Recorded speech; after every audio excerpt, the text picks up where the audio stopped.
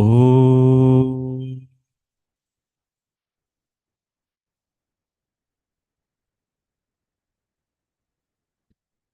Om.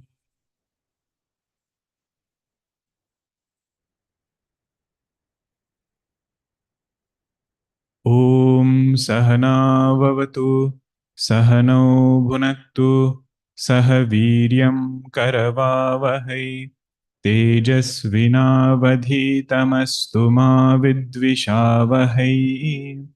Om Shanti Shanti Sadashivasamarambham Shankaracharya Madhyamam Asmadacharya Paryantam Vande Guru Paramparam Ramo Rajamanis Sada Vijayate Ramam Ramesham Bhaje Ramena Bihata Nishachaраchamu Ramaya Tasmai Namaha रामान्नास्ति परायणं परतरं रामस्य दासोऽस्म्यहं रामे चित्तलयः सदा भवतु मे भो राम मामुद्धर समस्तजनकल्याणे निरतं करुणामयं नमामि चिन्मयं देवं सद्गुरुं ब्रह्मविद्वरं सद्गुरुं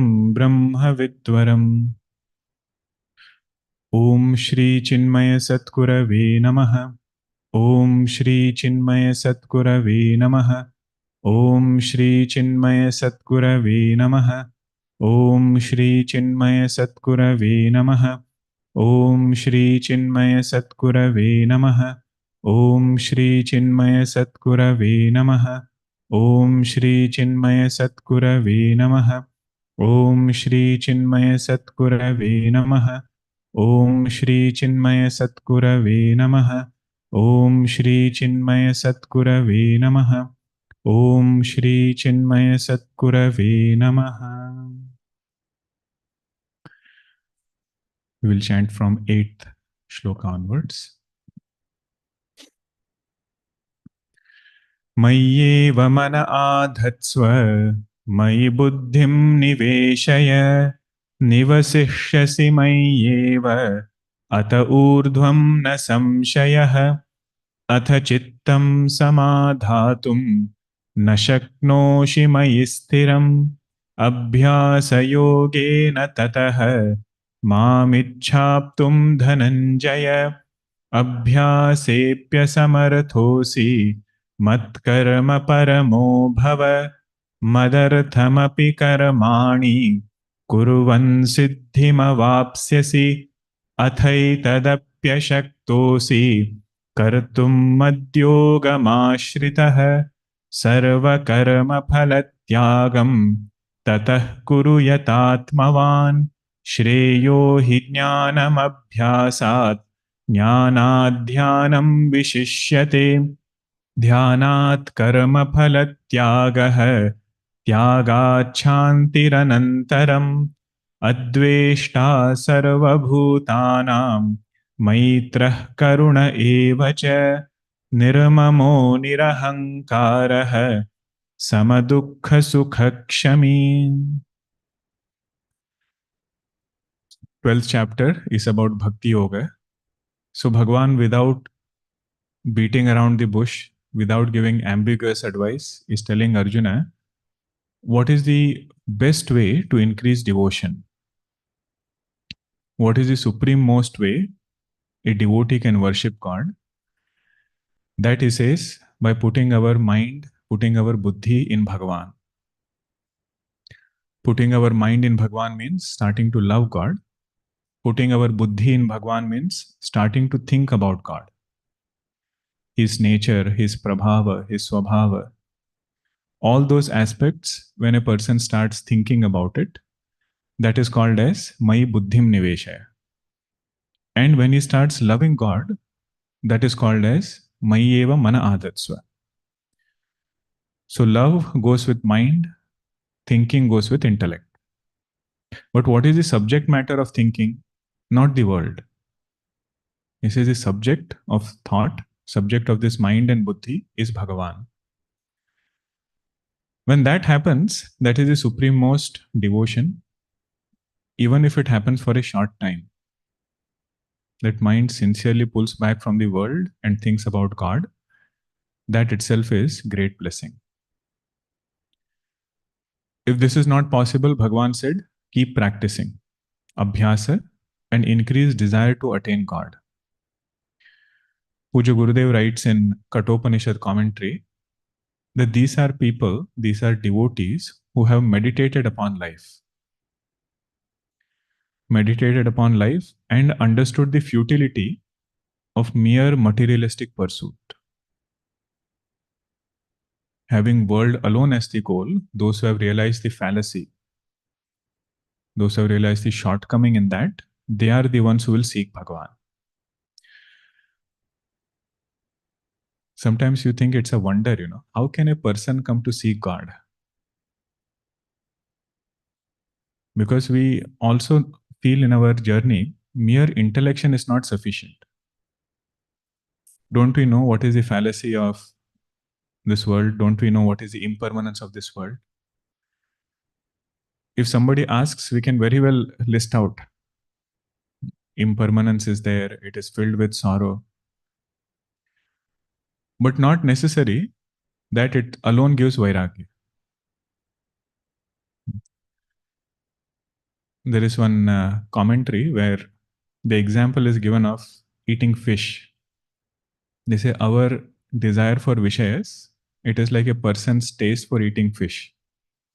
He knows that there are bones which can get stuck in his throat, but he will want to remove it and still enjoy that fish.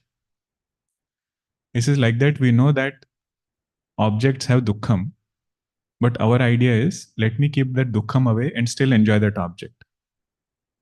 Either it is object, position, name and fame, whatever that Vishaya is. Whenever we talk about Vishaya, in Vedanta, it is not only like a physical object. Wherever our mind clings on to and gets bound, that is called as Vishaya.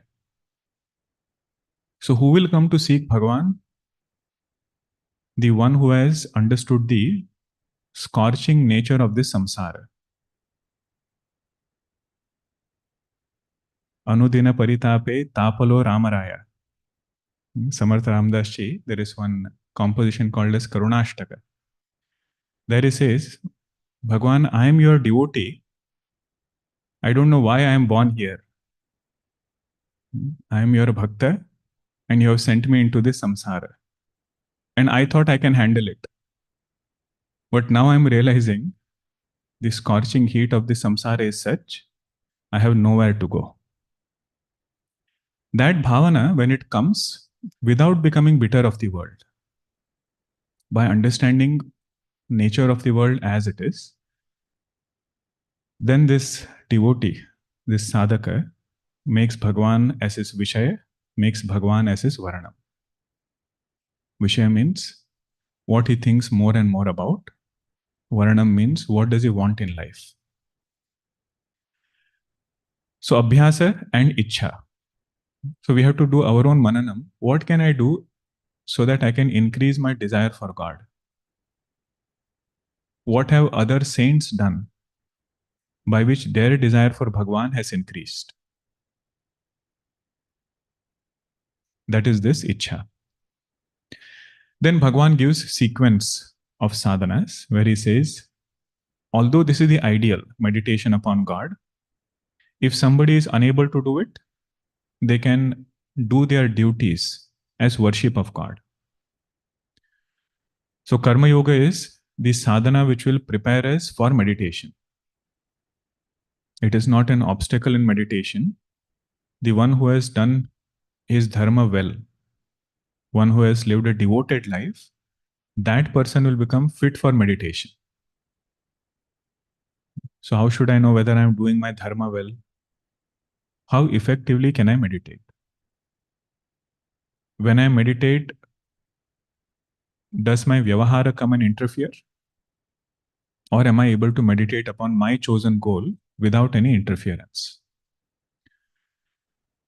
So that is the beauty of Karma Yoga. Bhagavan says, even if you do your duties well and remember me as the altar,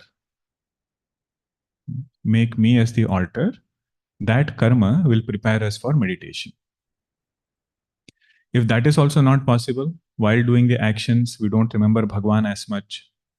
If we actually see, this sadhana is not easy. Huh? Nama japa sadhana, for it to become part of our life, part of our routine, part of our thinking, that also needs special grace from Bhagwan. It will be on and off. We remember him sometimes, forget him sometimes. Remember him sometimes, forget him sometimes. So Bhagwan says, if that is the case, do whatever action you want to do. But having done the action, when the result comes, at least then you remember me. Don't fight with that result. Don't have any insistence that this is how this result should have been. In whatever way it has come, look upon it as my prasada. That bhakti also will do lot of good. Then Bhagwan said, this kind of acceptance in life for all prasada, whatever experiences come our way, it is even greater than meditation. So he said, compared to repeating something mechanically, knowing it and repeating it is better. Compared to repeating mechanically, knowing that thing and repetition, that is better. Compared to knowing that thing, putting our mind in that thing, meditating upon that thing, and opening up the secrets in that thing, that is greater than just knowing. But even greater than meditation, putting our mind in some altar, he said, greater than that is karmapala tyaga. Means the applied side of Vedanta will get tested here. Applied side of Vedanta in the form of transactional life, being able to accept things as they are, Bhagavan says that is the greatest sadhana. Puja Guruji had mentioned this in Navada Bhakti talks. This second line, he said, he thought about it for a long time. Dhyanat karmapala tyagaha tyaga chantir anantara. What does this karmapala tyaga mean? Puja Guruji said, karmapala tyaga means prema bhakti. Prema bhakti means divine love for God, which is greater than even knowledge about God, greater than all other knowledge, which itself translates as karmapala tyaga. Only when we have that devotion to Bhagavan, we can say whatever you give is okay. You will never give anything which is not good for me. So that is the Prema Bhakti, which Bhagavan Krishna says is the supreme most thing. And what does that Prema Bhakti bring? What does that Karma Phala Tyaga bring? He says, right at that time, that person will become peaceful. Tyagat Shantihi Anantaram. Means Bhagavan Krishna's advice, some of it is you do it and then you will see the result in the future. Like meditation, he did not say you will see the result right away. Shanahi Shanahi Uparamed. Slowly, slowly, we have to bring it back. But you see, Karma Phala Tyaga, he says, right now, whatever I am holding on to, as okay, this thing should happen in that way. When that thing happens in this way, I'll be happy. That is called as karma phala. If I'm able to let go of it, the insistence upon outcome of a result, outcome of an action, Bhagwan's promise is peace is there right at that point. And if I'm feeling some agitation in my mind, that means some karma phala I'm trying to hold on. What is not in my hand, that I'm trying to hold on to. And I'm losing out on that thing which is in my hand. Karma phala, right from the beginning, he said, it is not our department. And karma, what I should be doing right now, is fully in my hands. So if I hold on to karma phala, then I'm holding on to something which is not in my hand. And karma samarthya, the ability to work, ability to do things right now which is in my hand, that I'm getting, that I'm compromising on because of that agitation. So this is that second line, dhyanat karma phala tyagah, tyagat shanti anantaram. We had seen the example of the osprey from Srimad Bhagavatam. It is holding on to that piece of meat. That is different vishayas in this world that we hold on to. Karmapala means different vishayas, either in terms of position, either in terms of object. And vishaya is something only one person will get. Everybody cannot get the same vishaya with the same adhikara. Brahman is the only thing everybody can get without any competition. So this person realizes, if I make world as the goal, then my life is ashanti. If I make world as the goal, life is filled with agitations because there's so much of competition for that same thing. So his competition is not with the world. His competition is with himself. And his conviction in karma siddhanta is such, whatever has to come, it will come even if I don't want. That position, if it is meant for him through his karma, he says, no, I don't want to sit there. He'll be pulled up and made to sit in that chair. Buckled up also, he cannot get up. That is the power of karma. He says, Yallabhase nija karmo pattam vittam tena vinodaya chittam. Whatever Bhagavan has endowed, whatever he has blessed as a result of my hard work, with that I will keep my mind entertained. Vittam tena vinodaya chittam. The second meaning of that was bhoktrutva tyaga. Karmaphala tyaga means, in the light of knowledge, being able to give up Ahamkara itself. That is greater than knowing many things, including Vedanta, along with this Ahamkara, or through this Ahamkara. Ahamkara knows so many things, it also knows Vedanta. Ahamkara does abhyasa, Ahamkara does dhyanam, Ahamkara has gained knowledge. All these things are play of Ahamkara. So one meaning of that second line is dhyanat karmaphala tyaga. The result that should come through this whole process of sadhana is to know that I am infinite Brahman. Not this good person doing this sadhana. Not this good person meditating. To remove that ahankara, that itself is greatest accomplishment. So that was what we had seen until last session. Then we started the next verse also, Adveshta Sarva Bhutanam. Another way to look at these verses from 13th verse onwards, many a times we feel bhakti is some action. Bhakti is some action. For example, somebody might say, I did these many rounds of japa. How many did you do? Means if somebody does 5 rounds, another person does 25 rounds. This is 25 round person's bhakti is greater than 5 round. Or he asks, what is your duration that you do your prayers? Somebody who does 2 hours, somebody does half an hour. A thought might be there that bhakti is some kind of kriya. But in this chapter, Bhagavan introduces us to a different facet of devotion, where Bhagavan says, bhakti is how you respond to this world.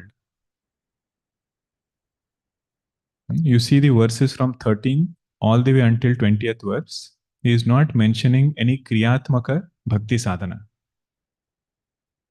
That has been described in 4th chapter. Kriyatmaka sadhana in 13 different types of yajna, he describes those there.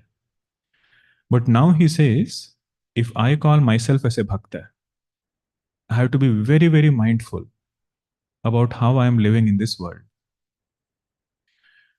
What are the obstacles that can come if I am not alert? Obstacles for devotion to God. Those are also highlighted in these verses. So Shankaracharya introduces this as these are lakshanas of Gyani Bhakta. It is not Artha Bhakta, not Artharthi Bhakta, not Jijnasu Bhakta. These are lakshanas of Gyani Bhakta. All of us as sadhakas should strive to cultivate these qualities. What is natural to a jnani becomes sadhana for sadhaka. That is his introduction. First one was Adveshta Sarva Bhutanam. Anybody who calls themselves as a bhakta, one thing that doesn't have a place in their life is dvesha. Dvesha means hatred. Not towards few people, but towards all beings.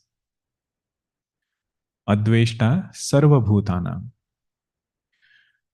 Now, how we do it, that is up to us. Bhagavan says, the one who is my devotee, that person is Adveshta. You know, the thing about Dvesha is, it is like holding coal in our hand to throw it at somebody. With bare hands holding coal and hoping that it will burn the other person, but I'll be safe. Means the moment Dvesha comes in our mind, that mind is agitated. It is burning that person first before it can do anything else outside. But Mahatma Ji would say, the one who becomes recipient of Dvesha, that person might get Vairagya. One who receives Dvesha, that person might say, whatever Vedanta has said, that is true.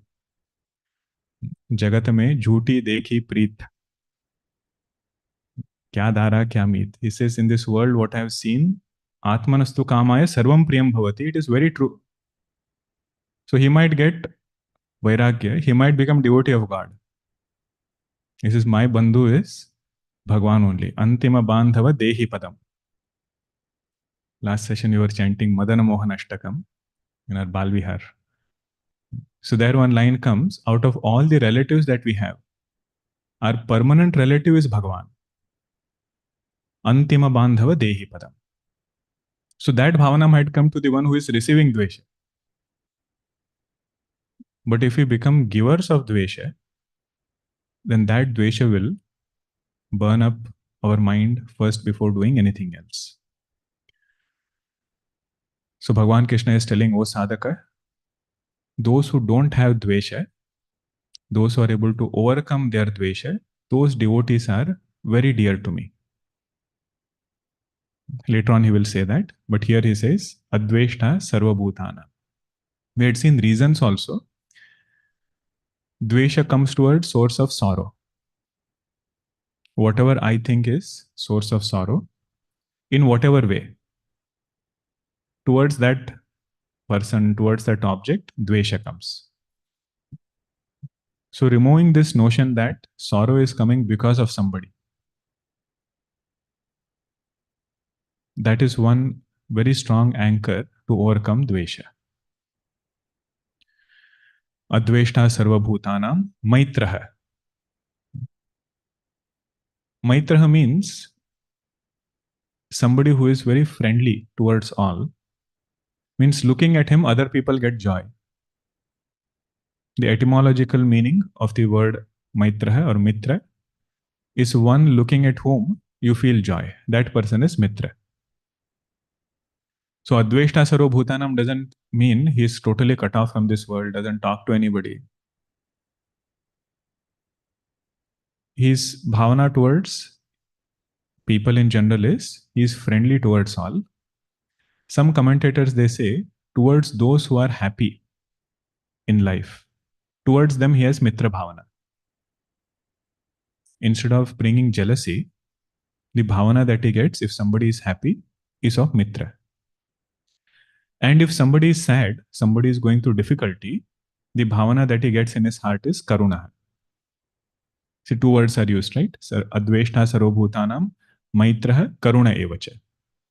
So Maitraha means towards those who are happy. In their joy, he feels his joy. And whoever is sad, he feels if this thing were to happen to me, how I would respond. That is the srota of compassion. Compassion is not a cultivated value. Compassion is when we are able to put ourselves in that person's shoes and think about what is it that would be going through me if I were in a situation. That bhavana is called as karuna. And how I would want the world to respond in the same way he responds to others.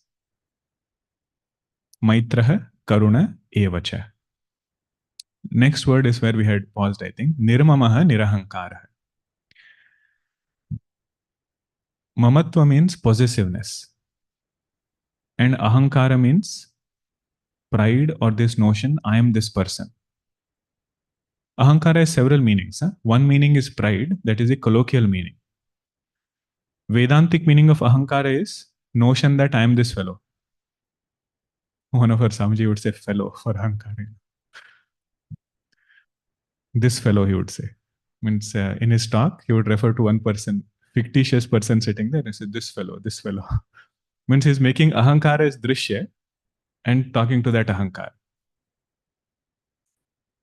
So one meaning of ahankara is the pride that a person has. Another meaning is sense of finitude. Whole Saddarshanam was on this topic, ahankara. How to negate ahankara, not on ahankara, how to negate ahankara. So how do we understand this? Both these thoughts always rise together. I and mine are yugapat vrittis. Yugapat means they will rise simultaneously, they will set simultaneously. Think about it, huh? Without saying I, can I say mine? This is my car. If I am not there, where is car? First, I have to be there. Then I say, this is mine. So aham and mama both go together. If mamatva is not there, you see whether you can define aham. Don't say this is my body. Don't say this is my mind. Don't say this is things outside. Actually, ahankara is limited to this body only. Wherever I have aham buddhi, that will stop with deha. See what comes to mind if you say I minus body and mind. It will be Shuddha Chaitanya. Aham without mama is Shuddha Chaitanya. Aham without identification is pure consciousness. But the moment I start saying mama, or I need mamatva to establish ahankara. Ahankara will not thrive without holding on to some upadhi. What did Raman Maharshi say? Rupodbhavo rupatati pratishtha. It rises amidst forms. It is sustained amidst forms and it thrives amidst forms. What are those forms? Those forms are our conditionings. The moment I hold on to conditionings, then ahankara rises. Then thinking that I am this ahankara, I hold on to other conditionings outside. So greater is my mamatva, I feel greater is my aham. Sometimes land people show, right? From this point all the way until that point is all our only. Means as far as wide is the land, he is not carrying that land with him everywhere. But mamatva is there in that land. And greater that land, he feels greater the aham. Whereas Vedanta wants to say, in true sense, we are infinite. As our essential nature, we are infinite. That big land that you're pointing about is actually a finitude in your existence. Whatever bigness we can point out, from ahankara standpoint, it is small only. Because our essential nature is infinitude, why get stuck with smaller things? But if you want to look at it more from a sadhana perspective, there are 4 stages of this ahankara. One is called as avaida ahankara. Avaida ahankara means that which doesn't belong to me, but because of my vasanas, because of my desire, I want to grab it from somebody. That is also ahankara. Huh? This person feels he is entitled for everything. So that is called as avaida ahankara. Second ahankara is called as vaida ahankara. Vaida ahankara means this person has worked hard for it. That hard work has given him all those things, whatever he has, rightfully earned. That is called as vaida ahankara. Third ahankara is bhakta ahankara.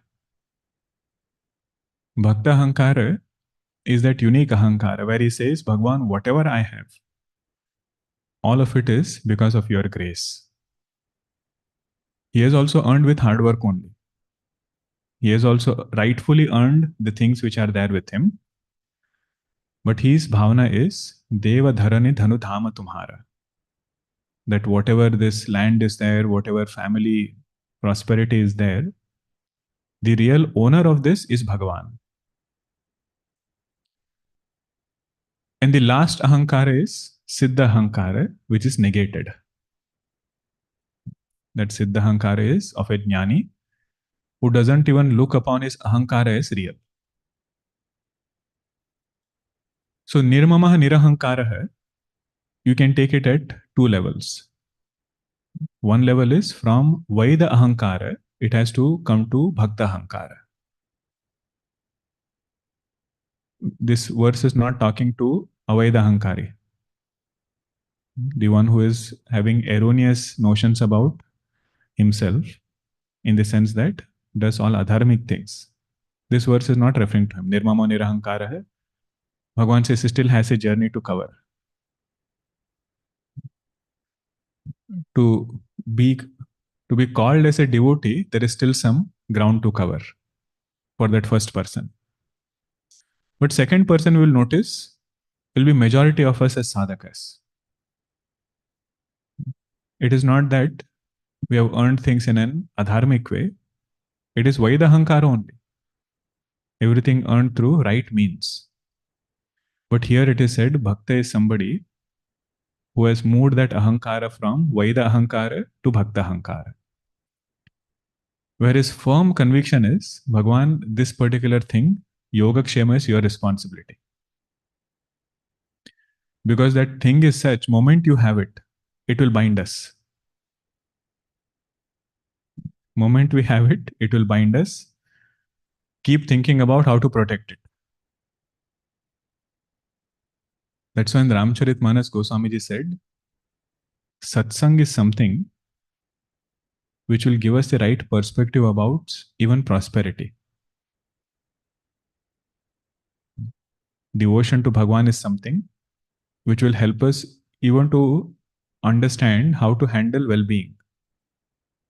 Because to get it is one thing, but after getting it, to maintain it, whole mind, if it is going only in that, Bhagavan says, don't do that. Yoga Kshema, you will leave it up to me.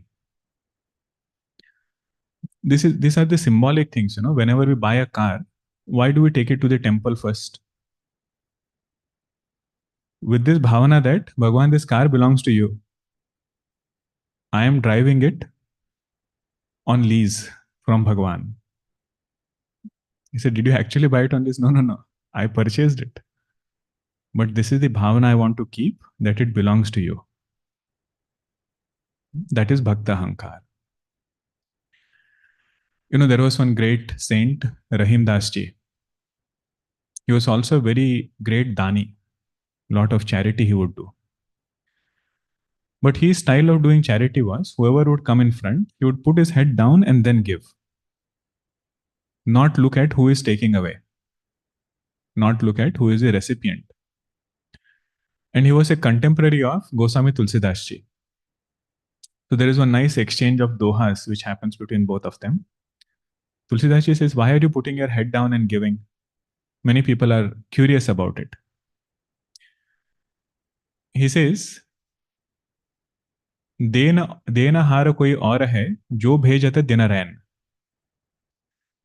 लोग भरम हम परे लोग भरम हम करे तासो नीचो नैन. The one who is giving this dhanam is somebody else. And not only he is giving once, he is giving every day. Jo bhejat dinarayan, whatever I have in my life, whatever prosperity I have, day and night he has sent it.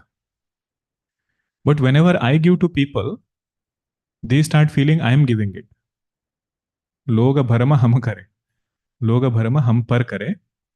Taso nicho nain. That's why I'm putting my head down so that I don't give this notion to other people. Nor I get this idea that I am the one who is giving.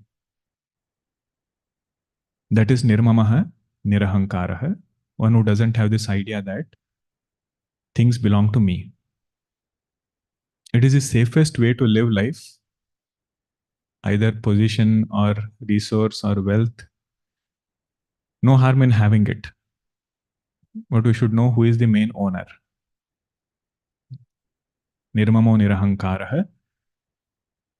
There is one subtle form of this, nirmama nirahankara.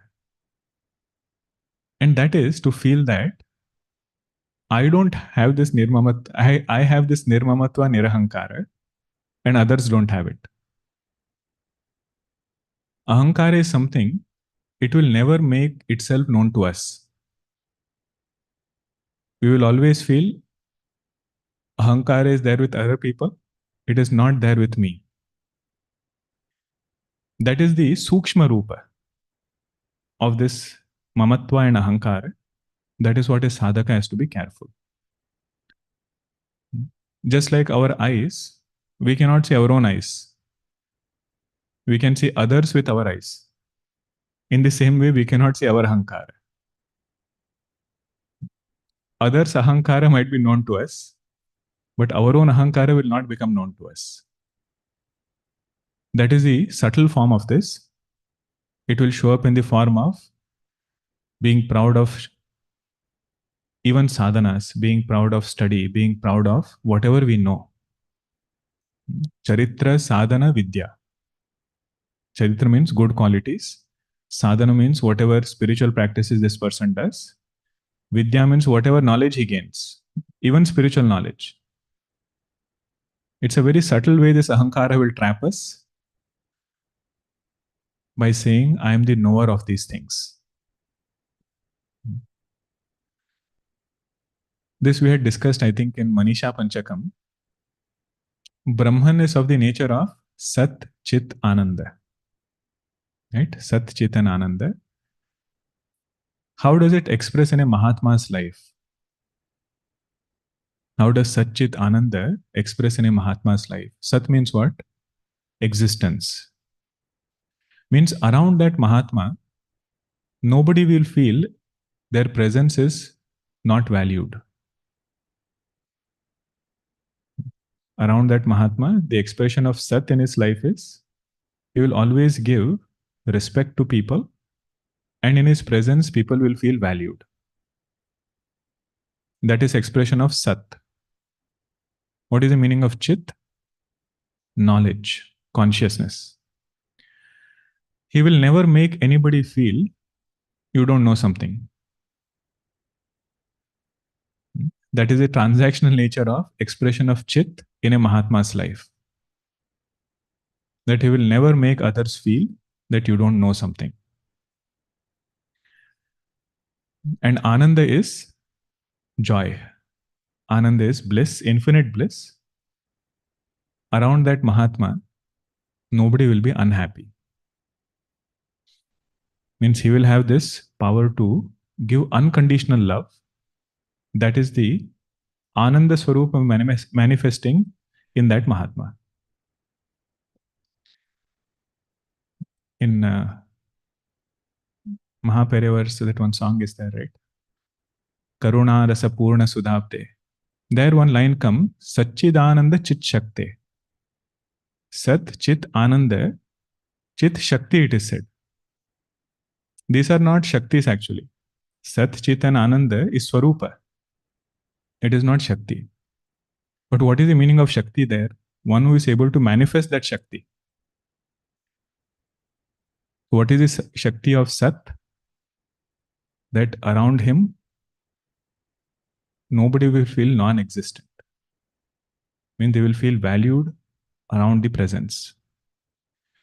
Chit, nobody will feel you don't know something. That is their vyavahara.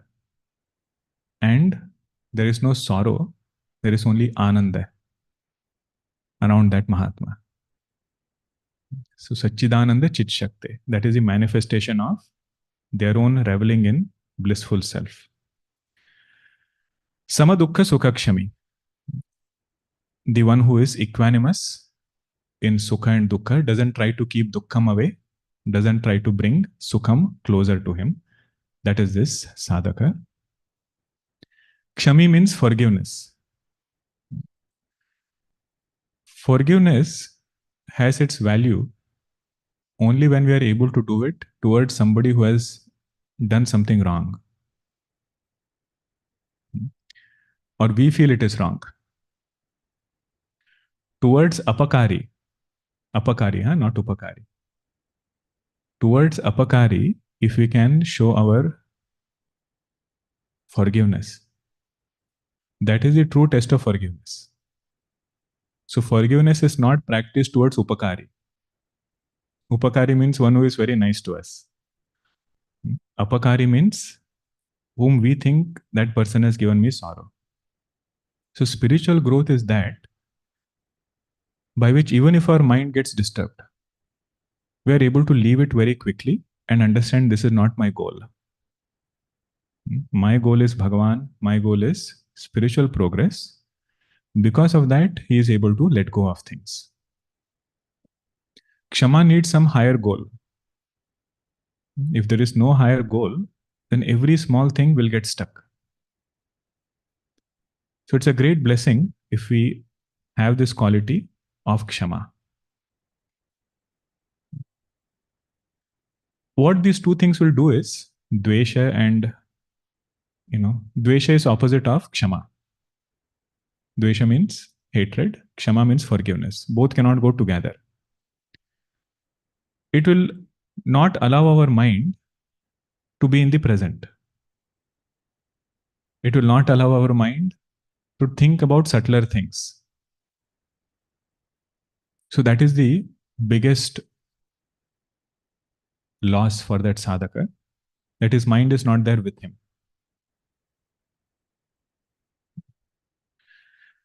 I'd read one anecdote in Akhandanandji's life. He's going in Bombay for his talks. That time, ambassador cars were there and no AC. And Bombay rains in monsoon season, they pour like crazy. So all streets are there. Some potholes are also there. So he was going in that car before his discourse. And if a car goes speeding past and your window is down, whole Abhishekam happens. So that mud water came inside, little bit went in his mouth also. The driver got very agitated. He said, Mahatma ji is sitting and can't he see what kind of person he is and so on. Maharaj ji said, generally I have to go to Ganga ji and take a dip and take that Ganga Jal. Today she only has come directly to me. So he said, Har Har Gange, folded his hands and went forward. That is the quality. Otherwise, imagine if mind gets disturbed, what you're going to do next is gone. And this pravachan is something, you cannot get mad at somebody and come and speak. You cannot, have any other emotion and speak after that. So that is their Mahatmya, having that quality of forgiveness. Samadukha Sukhakshami. Now Bhagavan points out few more qualities in that sadhaka. Santushtas satatam yogi yatatma drudha nischayah मय्यर्पितमनो बुद्धिः यो मद्भक्तः स मे प्रियः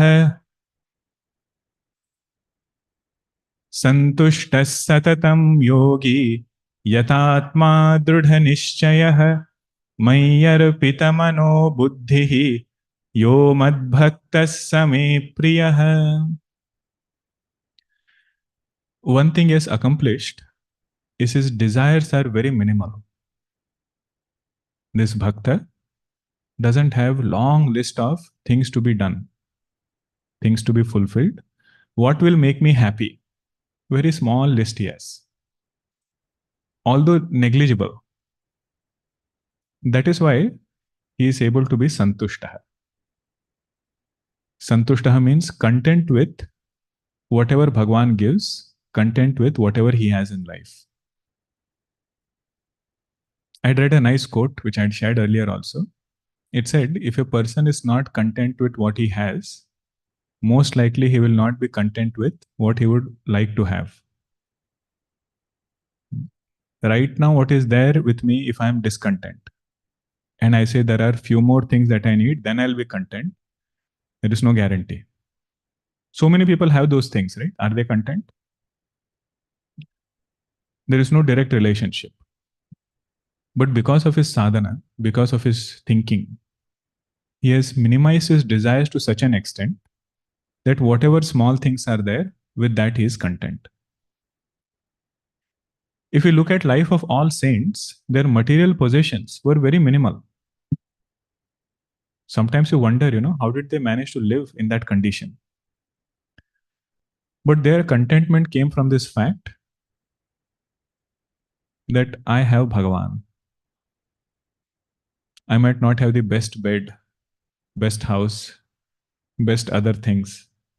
But one thing which I have, that is my Bhagavan, that was their source of contentment. Shankaracharya says contentment means sanjata alam pratyaya. This thought should rise that what I have is much more than what I need. Sanjata alam pratyaya. One way to be happy is fulfill desires and be happy. Another easier way to be happy is minimize desires and be happy. Gurudev has that equation, right, in self-unfoldment. What is it? Happiness is inversely proportional to desires entertained.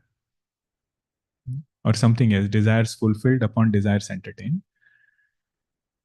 We can either reduce the entertained desires and be happy, or increase more and more desires, try to fulfill them, and then say, I'll be happy.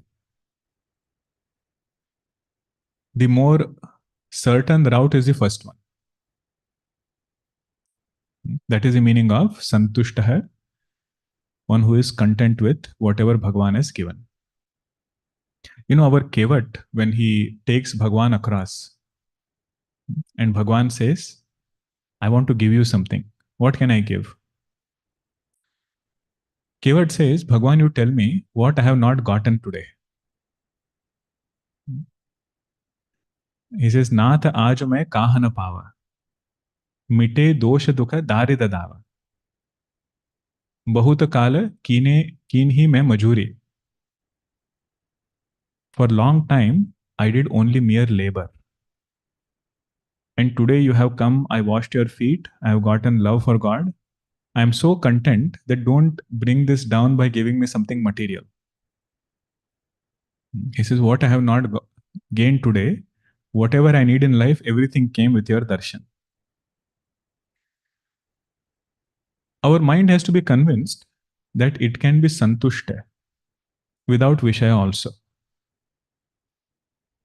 It can be content without vishaya. That is the conviction that devotee gets. When is he content? Only when he goes to pilgrimage, when he goes to Bhagwan's mandir, when his mind is in satsang? He says, no, santushtah satatam. At all times he is content. Santushtah satatam. Yogi. Yogi Shankaracharya says, samahita chittah. One who has a very well controlled mind. Samahita chittah. Santushtah satatam yogi. Yatatma. Yatatma means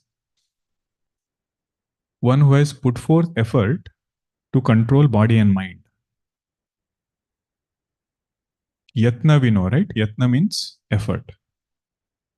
Now, what is putting yatna in Atma? We don't need to put forth effort for Shuddha Chaitanya.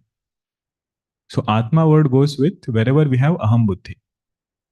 So, body and mind, which are naturally turned outwards, to make them antarmukhi, to pull them inwards whenever it goes outside. That is called as yatatma. Bhagavan says this sadhaka is very dear to me. One who is putting forth effort to turn his mind towards me. Yatatma means that. Then comes Drudha Nishchaya. Drudha Nishchaya means whatever he has understood, his conviction in that thing is very strong. Decisive person. Drudha Nishchaya means once he decides, he makes sure that he follows upon it. And whatever convictions he has gained, those convictions don't keep changing. So conviction about Bhagavan, conviction about nature of truth. Whatever he is studying in Vedanta, his nishchaya about that is very drudha. I'll give an example. Jagat is mithya. We have heard, right? So many times. Vedanta means Brahma Satyam, Jagat Mithya. But we'll notice this understanding doesn't become drudha. Time and again we feel Jagat is Satyam. So Drudha Nishchaya is his devotee of Bhagavan who has understood Jagat is Mithya. But his conviction about is very firm. He doesn't get swayed away by opinions, doesn't get swayed away by other thoughts. His conviction about nature of truth is very firm. I am Brahman, about that also we need Nishchaya. And we feel, now I feel I am samsari. Then when I listen to Vedanta, I feel I am Brahman. Then again I feel I am samsari. So Bhakta is somebody whose Nishchaya has become firm.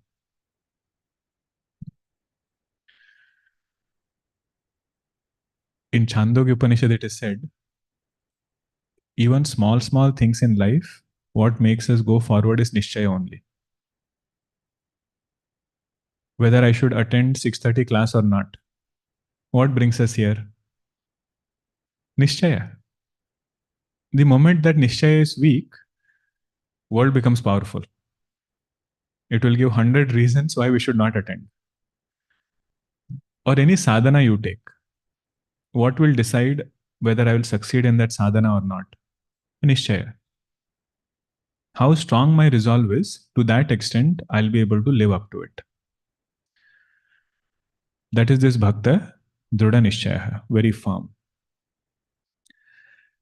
Mayyar Pita Mano Buddhi.